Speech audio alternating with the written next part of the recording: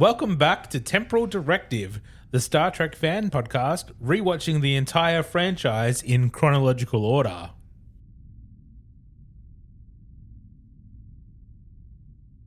That's right, folks, we're at Red Alert. We are breaking the Temporal Directive, and we have created a very special episode, which is outside of our usual chronology.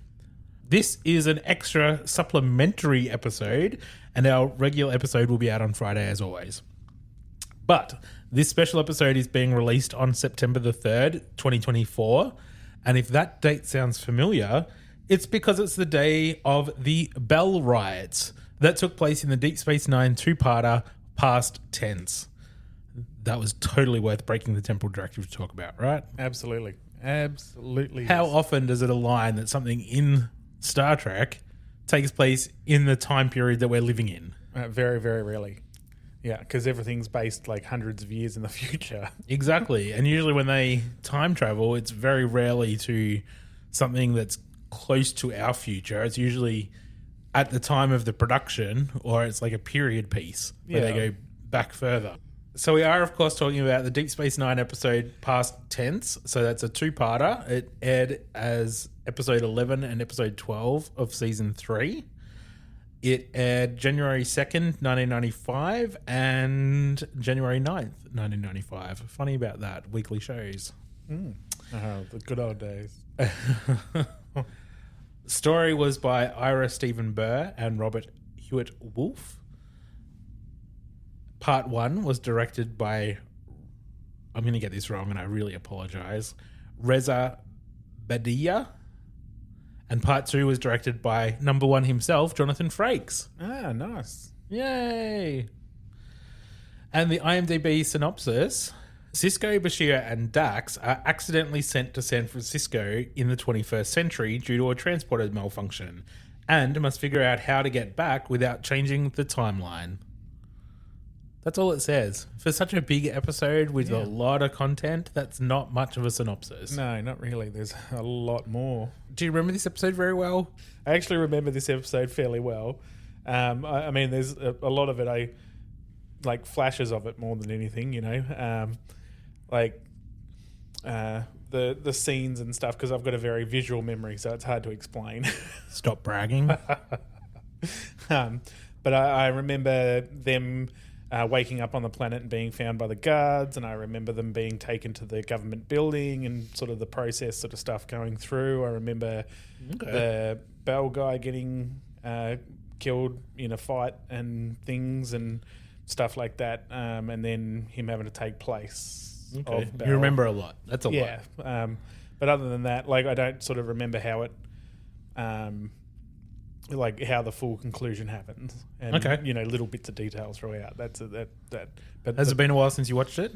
Probably about I went through DS9 probably about over a year ago. Probably 2 years ago, I would have sat down and watched all of DS9.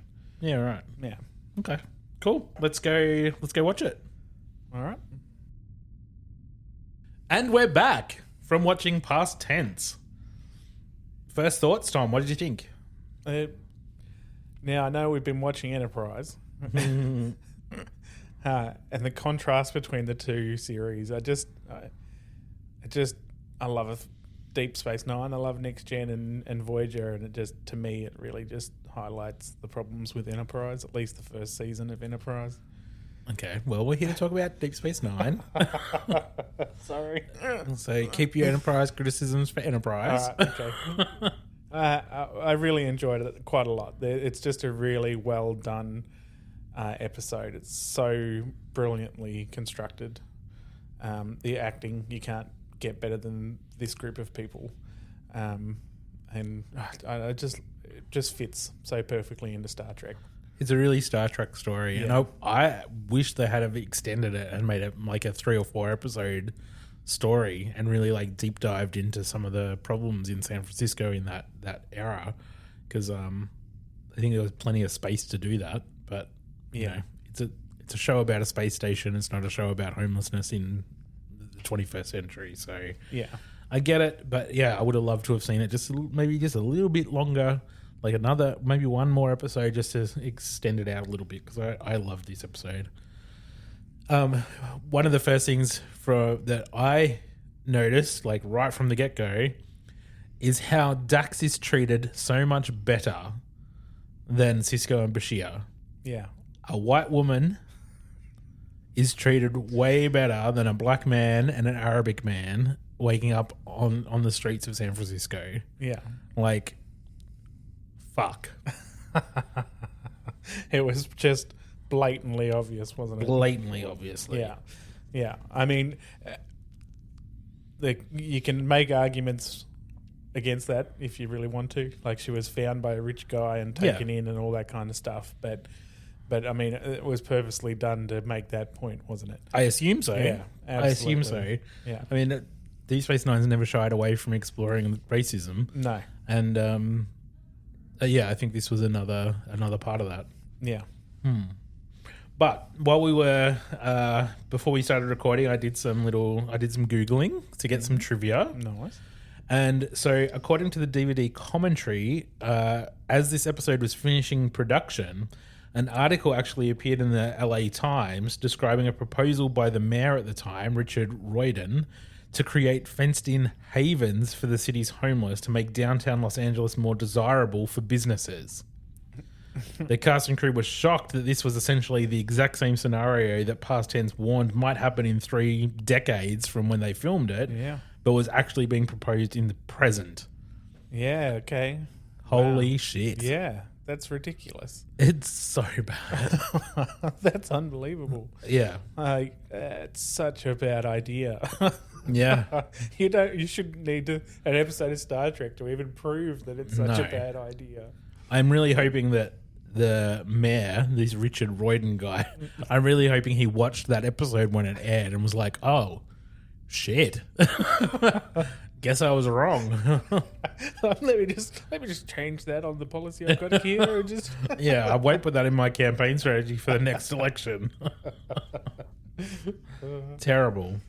One of the writers was Ira Stephen Burr, and he said that his inspiration to create the Bell Riots was the 1971 riot in the New York Attica prison, which was caused primarily by inmates' demands for more humane living conditions being continually ignored by the authorities.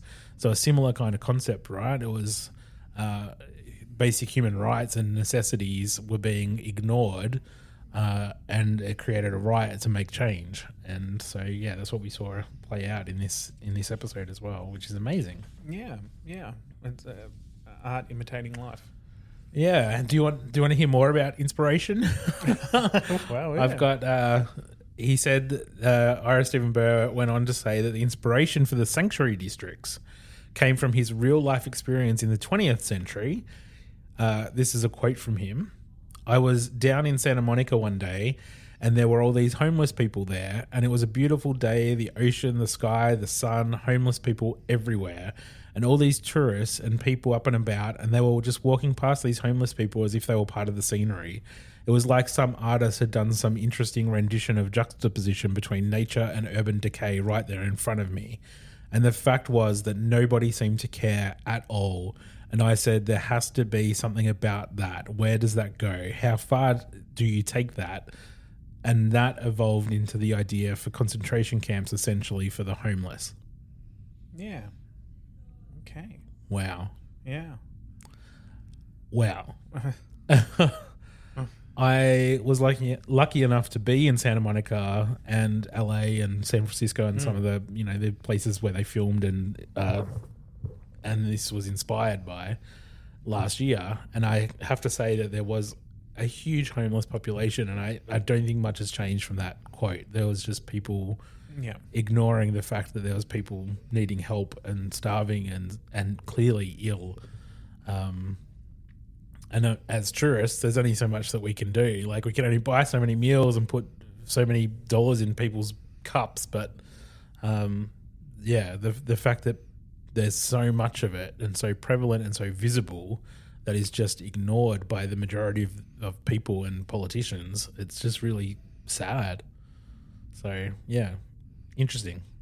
I mean, I the last thing I've done for the last 17 years is help people in some pretty horrific situations in the medical industry. Like, so I've watched people in pain, suffering, and dying, and transported them in horrible situations. So to think of people suffering on the streets in similar situations and stuff like that, and on such a large scale in such large cities, and there's just so much that needs to be done that can't be done, that is just so hard to... It can be done. And that's why it's so depressing. Because things could be better if we as a society decided that was what we were going to do. Absolutely. We could make things better. We could, but there's so many red tape almost things. The whole thing just frustrates me and makes me angry. Well, and like it does, even in this show, to the point where you would want to just hold up a fucking government building and say, do something the fuck about it. Yeah. But people have been doing that since the prison riot back in whenever. Yeah, in the 70s. Yeah. And before. Exactly. But nothing ever actually changes.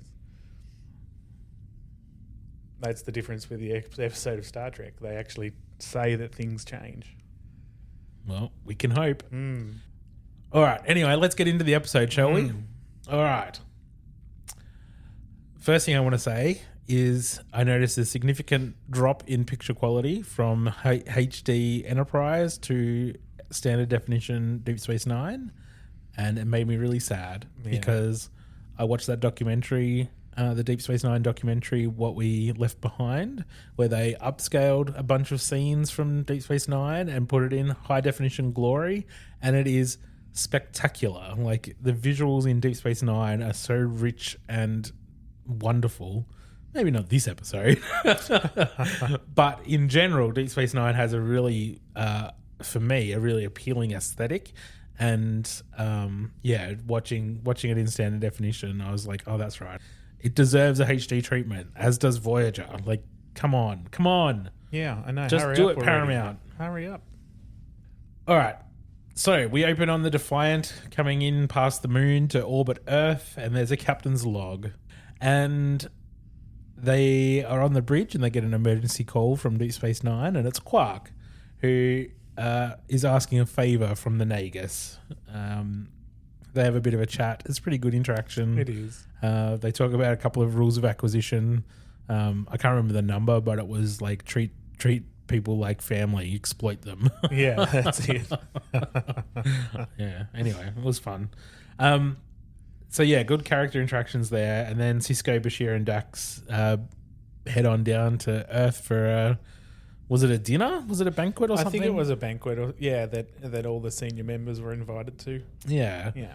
So they beam down, but they don't arrive. They've gone missing. Sisko and Bashir are woken up on the streets by a couple of guys in some brown jumpsuit uniform things. One of them says there's a law against sleeping in the streets. Let's see some ID.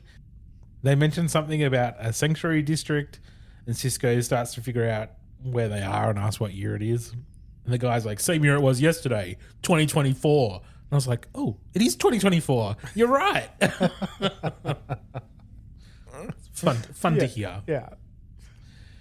Then we watch the credits, and we didn't skip these ones because they're actually good. They're very good.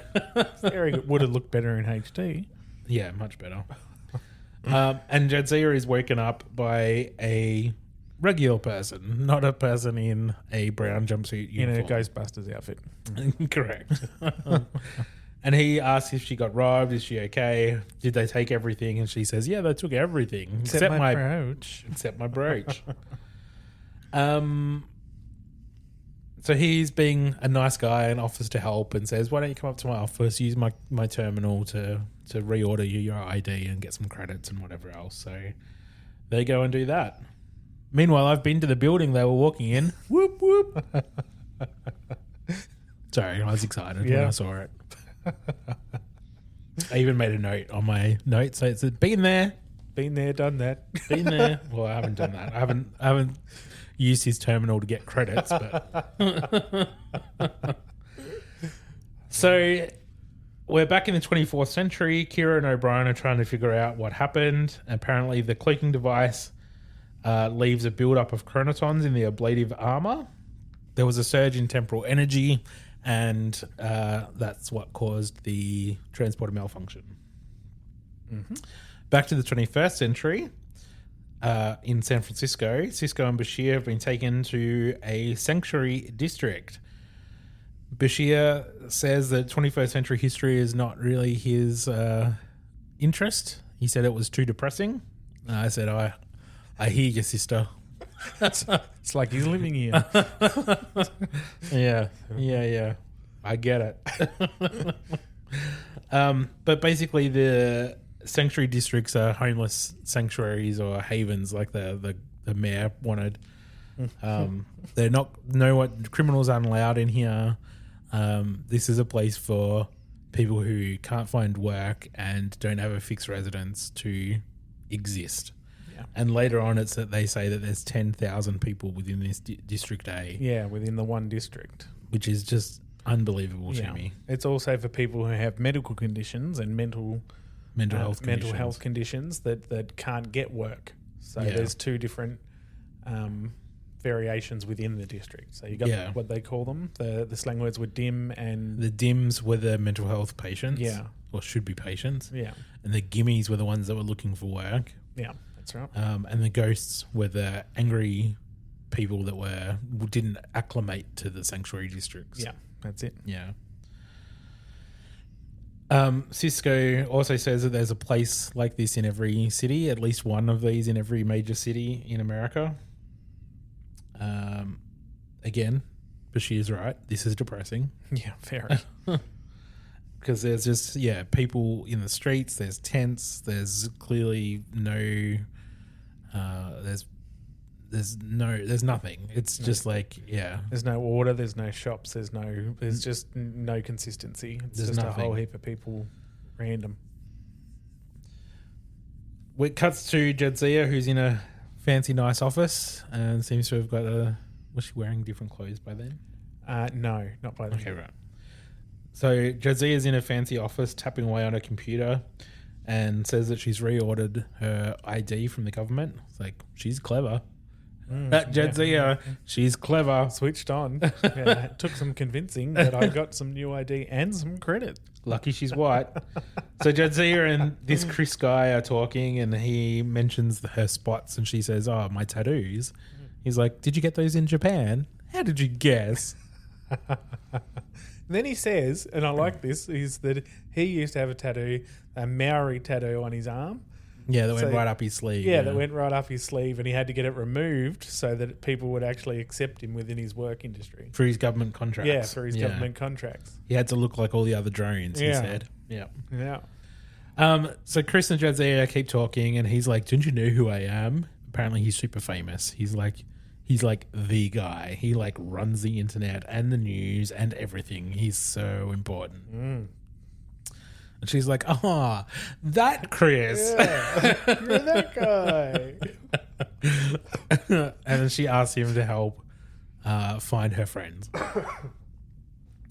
We cut back to the sanctuary district. Sisko and Bashir are getting processed, so they're getting fingerprinted, photographed, and entered into the sanctuary systems. And obviously their fingerprints don't bring anything up. There's no ID. They don't have any money. The guy says it's like you two don't exist. Mentions that they're dressed like clowns. It's like, well, I don't know.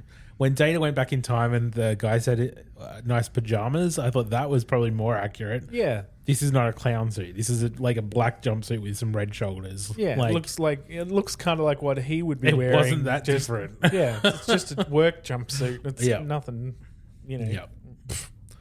So anyway, he says, "Fill out these forms and don't come at me with any problems because I don't care." Yeah, but he does the spiel first. He does do the spiel. He does the whole professional.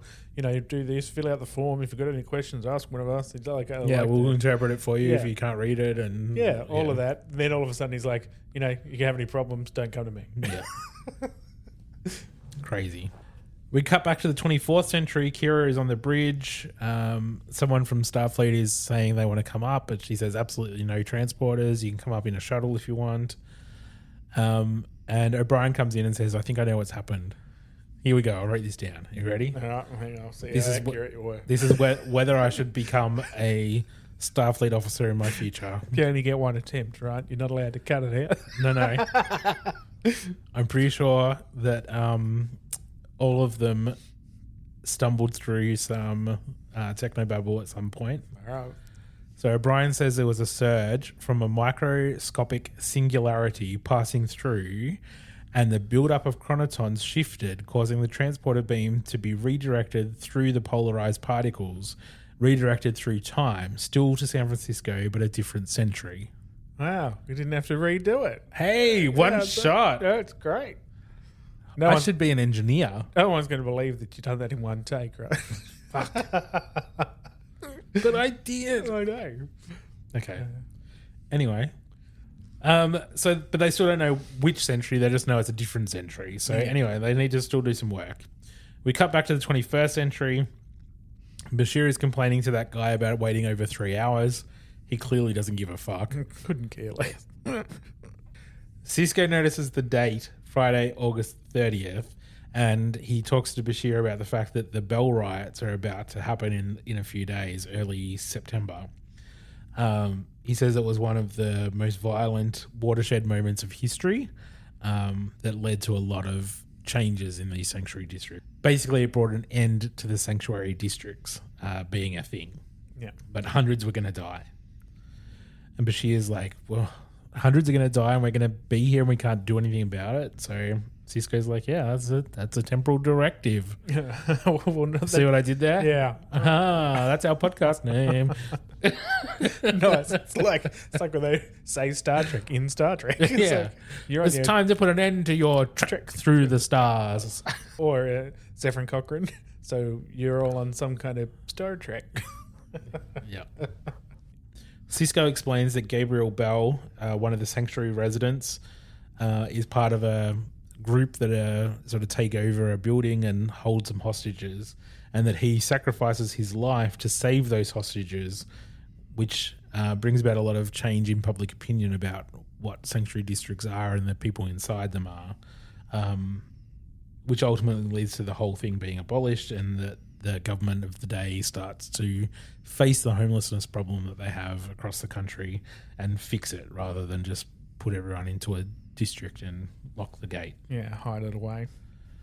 So they get moved to a social worker, and that's what she sort of talks through the different categories that we kind of mentioned before. So the dims and the gimmies and the ghosts, and says that, you know, you'll stay away from the ghosts. they're the dangerous ones. But they ask about leaving because they're gimmies, they're looking for a job. And she says, no, you'll have to stay here for your own safety. They're like, well, how am I supposed to get a job if you won't let us out the gate? Like, this is ridiculous. Yeah, how do we get a job? How do we find somewhere to stay? How do we do any of that if we're not allowed out of the gate? Exactly. Yeah. She says they do job placement, but there's no time frame to what that could be. Hands them some ration cards and they say, where are we supposed to stay? She says, anywhere. All the buildings are for the residents to use. So in other words, there's no control over anyone in the district. They just shove them in there and let them fend for themselves, like Lord of the fucking Flies. Like, ridiculous. Yeah. It's just, yeah. We cut to Jadzia, who's trying her comm badge again. Not working, obviously. No one's answering. Chris has got her a hotel room for a few nights and has had his assistant contact the hospitals to try to find her friends, but they haven't shown up. So he says, why don't you go find your friends, check into your hotel, and come back tomorrow night for a party I'm having. Because that'll cheer you up. Why not? Like, you know, got nothing else to do. Like, you know, got no friends. You know, you just got your ID back. Come and have a party with me. We cut back to the sanctuary. Sisko and Bashir get rejected from a couple of different buildings they're trying to get into to find a place to stay. And they have a conversation about the fact that, you know, these people could be cared for. They should give a shit about all these people in here, and they don't. And Sisko says that they've given up, like the problem's too hard. And Bashir says a really great line about, I didn't get the whole thing down, but something about if you hate someone and you don't help them, like that's bad. But when you forget how to care, that's really difficult to understand. And I was like, oh, that's hard. That's so true about society now. Like yeah. Yeah, it is, and it's almost a very relevant statement to today's society. It's sad how accurate this episode is to 2024 with what's going on in the world these days around, with other countries and stuff, especially like not so much here in Australia, but you have statues being torn down as in defiance of our histories and stuff because of all the crap that went on, and there's people standing up against their governments and stuff. It's all happening. It's all happening now, and it's 2024, and it needs to happen. Yeah, like it does. There needs to be change. Yeah. Anyway, Sisko says that they will remember, and then Bashir talks about, are we so different from this? Are we so different from our ancestors? If we get frightened enough, if something happens, would we stay true to our ideals now, or would we revert back to this? Big question. Yeah, absolutely. Human history would demonstrate that we would revert back to selfishness and dismissiveness. Yeah. But I, like Captain Sisko, believe that it's our jobs to do our part to make us not get back to that. This is where I say I've given up. Is that you're still working hard? I've given up. I do my bit. You do. You very much do. I give up. Bashir and Sisko keep walking through the area. They come across a big fight. Bashir goes to help and Sisko stops him. We can't interfere with anything that goes on. And this some rando with a hat comes over and starts giving them a bit of shit, calling them the new boy. And when he called Sisko the new boy, and the look that Sisko gave him was like, "What'd you call me?" Yeah, yeah. I know you did. I know you and your friends just beat the shit out of a guy, but I'm going to do the same to you. We cut to the 24th century. Odo, Kira, and O'Brien are talking on the bridge about being able to beam into the past, but there's a dozen different possible time frames that they could have ended up in, and they're not sure which one is more likely, and they don't have enough chronotons left to check them all. And Odo's like, who's going to be crazy enough to do this? And O'Brien's like, I think I know a couple of volunteers. Yeah. Back in the sanctuary, Sisko has got a plate of food for Bashir. They've been sleeping under an alleyway. Bashir makes a comment about never complaining about Cardassian beds ever again. And they want to find their way up to a roof somewhere to have a look around and hopefully try to find an exit. They go up to a building and these guys are like, you can't come in here. Bashir's like, maybe we can exchange something. And they're like, what have you got? They're like, nothing. That was a stupid thing to offer, wasn't it? But then they chase after them and actually, maybe we can make a deal. Next thing you know, Sisko and Bashir are walking into the building wearing some dirty old fucking clothes, talking about how much they stink. Yeah. But that's okay. They're in the building. Now they blend in a bit better, and it's fine. So they walk in and this guy comes over at them with a knife, like, get away from him, because he's protecting his son. So I didn't write this guy's name down until later. So, because I don't know if they said his name until episode 2. I'm not sure. So in my notes, I've called him Dad. So if you hear me refer to someone as Dad, that's who I'm talking about. Oh, okay. Okay? Yep. And he's protecting his son, Danny. Bashir offers to help because there's only one doctor in the sanctuary and they're busy. For 10,000 people. Yep. One doctor. 10,000 patients. Correct. So Bashir examines the kid. No broken ribs, superficial cuts, should be fine. I assume they went up onto the roof, but although we didn't see that, probably because it's a backlot. And then they're leaving the building. Dad follows them to have a bit of a chat. And he says, "Good luck trying to get out, but you're not. You're going to live here now. You're not going to get out. But have fun trying." Dad says we need to organize, let people on the outside know what's going on in here. We need to do something to stop this. We need to help. We need to be the ones to make change. And Sisko's, you do whatever you think is right. Leave us out of it. We don't want to get involved. Not our problem. Not our problem. Not our monkeys. So we cut to Jadzia at the fancy party with Chris, and they're talking about all the problems going on around the world and how she had to cancel her trip because of the student protests in Paris. And they're like, Europe is falling apart. Oh. Poor Europe. I've just got back from skiing in Christchurch. Terrible is Europe. Europe is just falling apart. I had to cancel my trip to Paris. Oh, no. Jadzia makes a comment about... They made a comment about it not happening or how calm it is here or something, and she's like, don't bet on it. Yeah, that's right. Yeah. And then Chris explains to his friends that Jadzia was recently mugged and lost everything, and that's why she's a bit pessimistic at the moment. And one of the guys is like, well, lucky Chris found you, because if you had been found on the street with no ID, you would have been taken to a sanctuary district. So, like, no sleeping on the streets, must have ID on you at all times. These are some strict rules. Well, it is because, I mean, if you do get mugged and knocked out on the street and then you get just accused straight away of being sleeping on the street, there was no leniency at all. There was no even conversation with Sisko and Bashir at all. It was just, too fucking bad. You're obviously doing the wrong thing.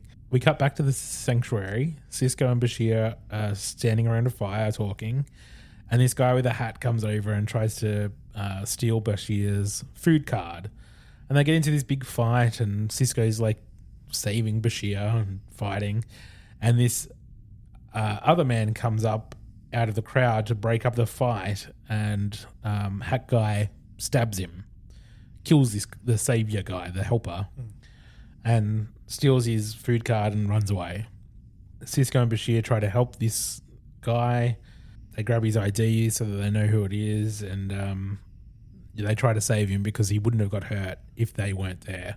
So, the fact that he's dead is a direct result of them being there. So they've broken the temporal directive. Fuck. That you could just say broken the timeline. So they run away. Security's everywhere. They hide from security, and they look at the ID, and the man that was just killed was Gabriel Bell.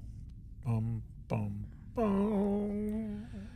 So Sisko says we have to make sure that the hostages survive. We need to do anything it takes to make sure that this does not change the past.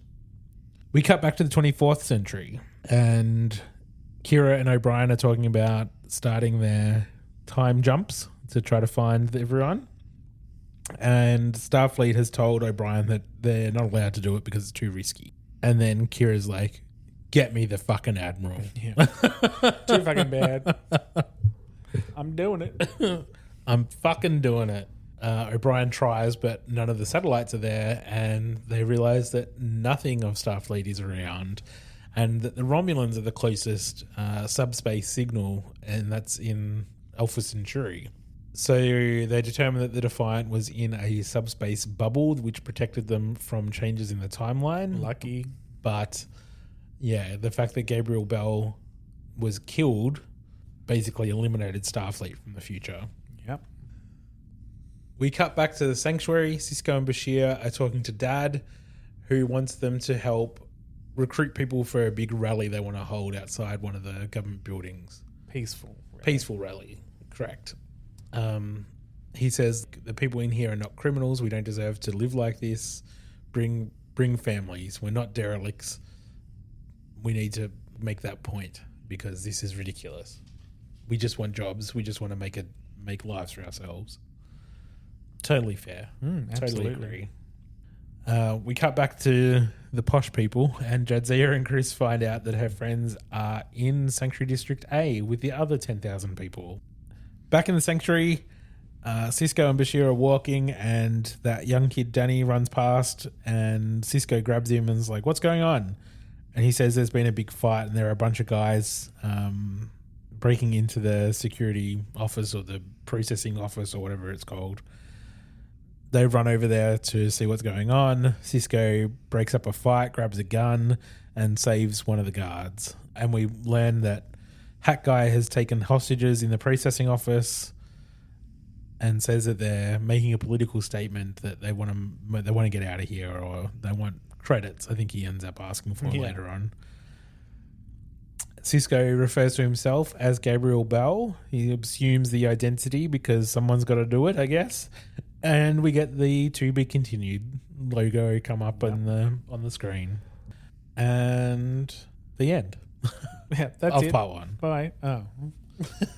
And so we started part two, like immediately. We Yeah. just hit the next episode button. Yeah, Thanks, Netflix. We even missed the last time on Star Trek Deep Space Nine. Straight into episode 2. Hat Guy is angry. Sisko says no one is shooting anyone. We need to keep the hostages alive. So Sisko's assuming the Bell identity is really already getting really involved in protecting the hostages and making sure everyone's okay.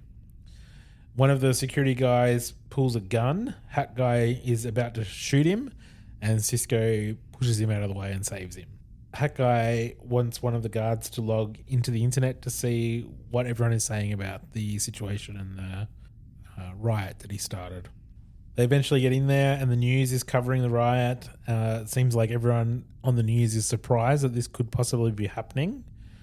And they're all surprised that they're surprised because the tensions have been building for so long, and that the frustration levels and all the bad stuff has been rising to the top for such a long time that they're surprised that no one outside seems to even know what's going on. Yeah, which is a completely understandable statement. Like, why are they surprised what we're doing in here? Yeah. Dad comes into the building and says, "So much for our peaceful rally we were going to organise." And Sisko's like, this is bad luck. This is what's happened, and we got to do the best we can. Yeah. And asks Dad to go and find some sensible people, like more gimmies, to come and help guard the hostages, because these ghosts, like Hat Guy's one of the ghosts, these ghosts are too volatile to be left alone. So we need some people with their heads on to look after them. That we can trust aren't going to just go shooting. Exactly. And we cut to Jadzia watching the news of the riot, and she wants to go in and find Sisko and Bashir. I just can't stay here and watch this happen. Like, this is ridiculous. I have to go. Then we cut back to the 24th century. Kira's recording her first officer's log. She mentions they have 10 different locations that they need to check, but they don't have enough chronotons for all of them. She's got a bandage over her nose to hide her little Bajoran ridges, which she says makes her feel ridiculous. Kira and O'Brien beam to the 1930s, and they do a scan. They're not detecting any combat signals or anything. There's a scene in this where you see those two people coming out of the doorway, like the stairs that go underground, whatever. Yeah. They come walking up, and there's a poster on the wall behind them that says boxing. It's advertising a boxing match for McCook versus Mason, which is the same boxers who were in a poster advertising a similar match in the episode The City on the Edge of Forever, when Kirk travelled back in time.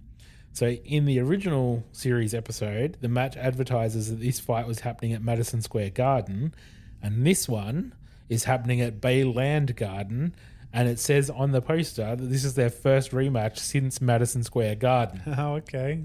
So this poster was added as a subtle way for fans to think maybe Kira and O'Brien were on Earth at the same time as Kirk and Spock. So maybe all four of them were on Earth at the same time. But Kirk said Madison Square Gardens. Yes. And they said that it's after. Yes. So then it could have been a week after. Okay. Like, okay. Yeah, Kirk was on there for a while. Yeah. Yeah. He wasn't there just for the one. He wasn't day. there for a day. Yeah. He wasn't stopping in. He fell in love with that chick. Yeah. Joan Collins. Yeah. He was banging that babe. not that Kirk needed much encouragement to do some banging. No, not at all. So anyway, there's Nice. just a cute little link to something else from the franchise, which is cool. So we cut to the sanctuary. Hut guy is mad that Sisko and Dad have invited all these other gimmies to come and help guard the hostages. He's really pissed, and this is where he says that he wants to ask for travel and some credits and whatever because he wants to go to Tasmania because that's where Errol Flynn was born. Yeah. Is this the only mention of our home state in Star Trek, all of Star Trek history? Yep, it absolutely is. And I remember watching it when I was a kid and just freaking out because I'm like, he said Tasmania? He said Tasmania, right? He said Tasmania? Fuck yeah. Yay, totally gets a mention. Tasmania, woo! Just FYI, Hat Guy, we don't want you here. No, not really. No. Everyone else, more than welcome. Yeah. Good to get a mention, though. And it's good to get mentioned later as well. Sisko and Dad talk a bit about how this is a real opportunity to make real changes to remove the sanctuary districts, and that we need to make this an opportunity where people can't ignore us anymore. Like, this needs to be not about getting a credit, getting a flight to Tasmania. This isn't about individual gain. This is about making change that's going to benefit everyone, because there's 10,000 other people in there. And, you know, that goes back to the whole ideals of the needs of the many, which is, you know, typical Star Trek. Yeah, absolutely. Yeah, it does. And otherwise there's no point doing anything. Yeah, that's right. You know, if all you want to do is jump on a plane and fly off yourself, what's the fucking point of doing any of it? Yeah. So they asked Dad to address everyone online and speak for the residents of the Sanctuary District because he's got the face for it, he's got the calm, demure nature for it, and he's an old white guy. Yeah. So who better to talk to a bunch of other old white guys? Yeah, it's exactly what Sisko was saying without saying it. Yeah, that's the message I got too. Yeah.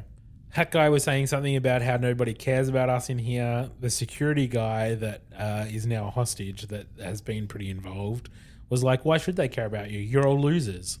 This is such the attitude for people. Like, this is such the attitude of people who don't understand the homelessness crisis and all the different levels it is, right? Like, absolutely. People see someone who's homeless and think, oh, they've done something wrong. They must be a fucking loser.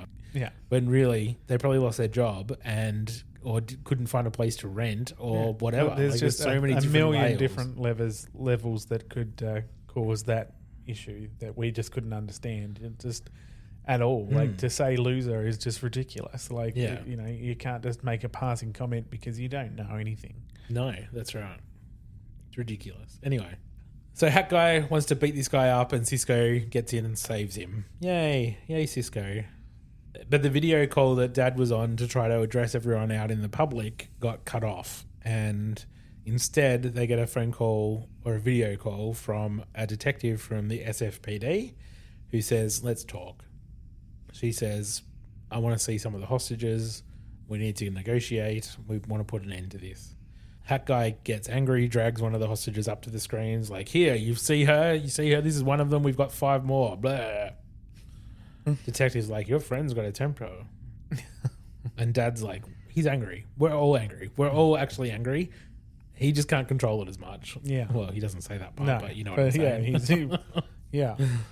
The detective says that she wants to meet, so Dad and Sisko go to meet her, and they kind of demand that they bring some breakfast in. It's been a long night. She's like, takeout for 10,000 people? That's going to be a challenge.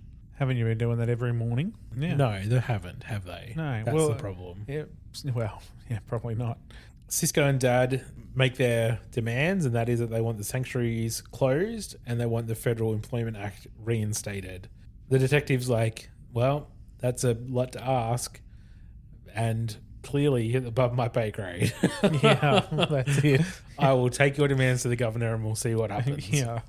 Bashir helps one of the hostages with some medication, and she tells a bit of a story about how when she first started as a processor, social worker person at this processing office, she says that she processed this woman on her first day on the job, that had a warrant out for her arrest for abandoning her child when she couldn't look after it. And she ignored the warrant and let her go into the sanctuary and just disappear. And that she almost got fired for that. And that the lesson that she learned from that was that she needs to just not care. And you just need to process the people, do your job, and basically don't think of these people as people. Yeah. Unfortunately, that's probably a very realistic attitude that people have within these industries that deal with these sort of things. Well, I mean, if you think about Australia, and because we have Centrelink, so we have Social Security, and I could imagine that the amount of people that they have to deal with that cause issues due to whatever reason, I would imagine that a lot of them would say that they've disconnected to a certain degree. Probably. Yeah. So morning comes, one of the security guards stands up and goes to sort of get out. Hat guy gets angry and goes to shoot one of the hostages, shoot this guy. And Sisko stops him and threatens Hat guy. You can't do this. We need to protect the hostages. Dad walks over and makes Hat guy drop his gun.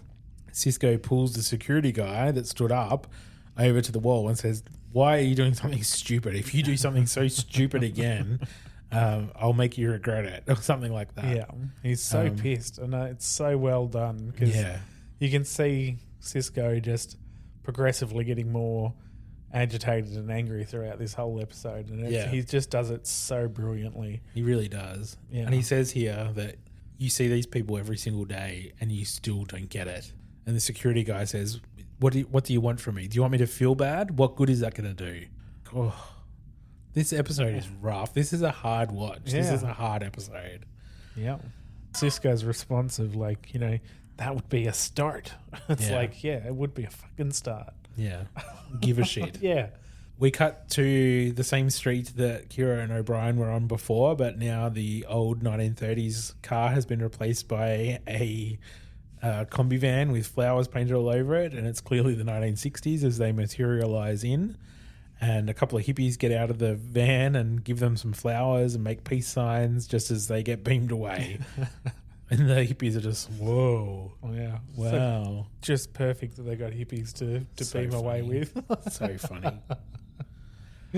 Back at the sanctuary, Bashir brings in Danny, who wanted to be with his dad, and then goes to the one of the workers and hostages. One of the hostages, and gives her the diabetes medication, right?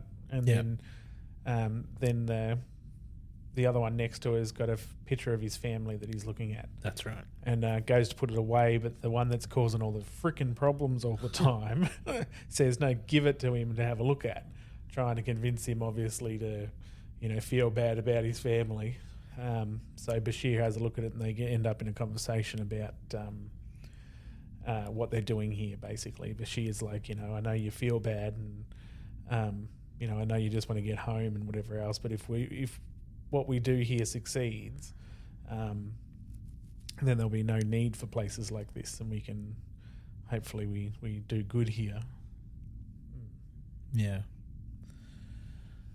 Then we cut to the detective meeting with Sisko and Dad, and she says that the governor is happy to reduce charges if they let the hostages go. And they say, no, what about closing the sanctuary districts? That's what we wanted. And she says that he has committed to form a committee to look into it. Such a government response. It's very political, isn't it? It's like we're giving you nothing, but we're saying we're giving you something. Yeah. But she kind of warns them as well. The governor's not going to put up with this forever. Jadzia climbs through the street from a sewer grate, thank you, and immediately is followed by some little guy. Yeah. Bashir and Sisko are trying to get online because part of what Gabriel Bell did the first time around was that he got online and he got the residents to speak to everyone outside online, speaking to millions of people, and that's what changed the community mind out in the world. So it's imperative that that's part of what they get to do today, and they're having trouble breaking the government lock on access to the internet. Jadzia gets brought in by some people, and she tells them that she crawled in through the sewers. They talk about the fact that the hostages need to be saved at all costs, and that Jadzia's comm badge got stolen when she got to the sanctuary. So Sisko says, go and find your comm badge, because she said that it's been set with a emergency beacon message kind of thing. Yeah. So you need to go find it, because if someone happens to come across, Correct. the emergency signal will be important. Yeah. And it's important that Jadzia does not die here. Yeah. Because an autopsy on a trill would not be a good thing. Be fairly obvious. So Bashir and Jadzia head off to try to find her comm badge. They go into a building where the guy who stole it ran off to. So they meet this guy who's clearly got some mental health concerns and is hiding from the bad aliens, and gives the comm badge back to Jadzia, who says she's a good alien and there to help. It was such a good interaction. Yeah, it was really good. It was short but sweet, literally. Yeah. So she leaves the way she come in, through the sewer grate, and goes to ask Chris, the guy that's been helping her, to override the government block and to let the people in the sanctuary speak to the public. He does not want to do that because he is a government employee. He will lose his contract. It will be bad. But ultimately he agrees because she makes a good argument, and he's like, it will be great numbers. It'll be great ratings. Great ratings. There you go. So we cut to the sanctuary, and one by one you see the residents lined up to share their stories about how they lost their jobs. They just want a chance to work. They want to earn a living. They want to have a place in the world. They don't have criminal records. No. They're not. Yeah, they're just normal people. Yeah. We cut to the detective who's speaking to the governor on the phone, and the governor wants to use force. She's trying her best to talk him out of it, and the governor directs her to move in onto the sanctuary at 0500 hours. We cut back to the 24th century.